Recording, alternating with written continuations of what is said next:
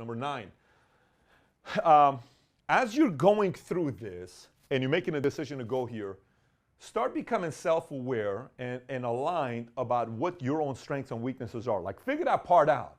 And you can say, you know what, I never knew I was, like for me, I never knew I was going to be good in sales until I started working at Bally's. I mean, I used to sell at 10 years old.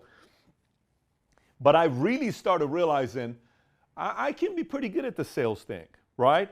And then I started realizing pressure, what happens in pressure. You know, deadlines, when we have numbers we have to hit in sales, we had closeouts on Thursdays. I'm okay with this. There was another guy, one of my managers I work with, he was my boss. He couldn't hack it himself, but he was my boss. Great guy, a sweetheart. One thing I'll never forget about him, he always told me, he says, Pat, you curse too much, because I had just got out in the Army, so every other word out of my mouth was a curse word. He said, you got to slow this thing down. I'd be selling and cursing nonstop, so he would always work with me on that. But I remember it was Thursday closeouts, and we haven't hit our numbers yet. He would be panicking.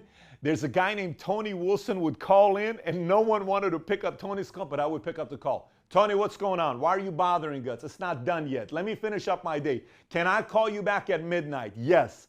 They didn't want to answer the phone call. Then boom, we would get 2, 3 sales. How? I'd go in the walkway. I'd go in the gym. I'd walk around. I would say, hey, how you doing? How's work? By the way, who do you know right now that's looking for a membership? Where are you from? Why are you working out alone? Why don't you call your friends? Well, let's get them to become a member, man. Who can you call right now can come to the gym? Tell them to come to the gym. I would go through the members that are working out, and I would get them to call their friends to come to the gym, and I'd sell a membership that night, and boom, we would hit our numbers, right? But it was you kind of figuring out how to make that part happen. So you learn your strengths and industries. I liked sales. I liked numbers. I started looking at which industries gave life, good life. Like, I saw too many guys in real estate that were still selling in their 30th year and working on Sundays. I saw way too many guys in mortgages that were still selling. I started looking at stocks where, because I was a Series 7 guy, market would go up. It was great. Market would go on. They were afraid of answering the phone calls and all this stuff.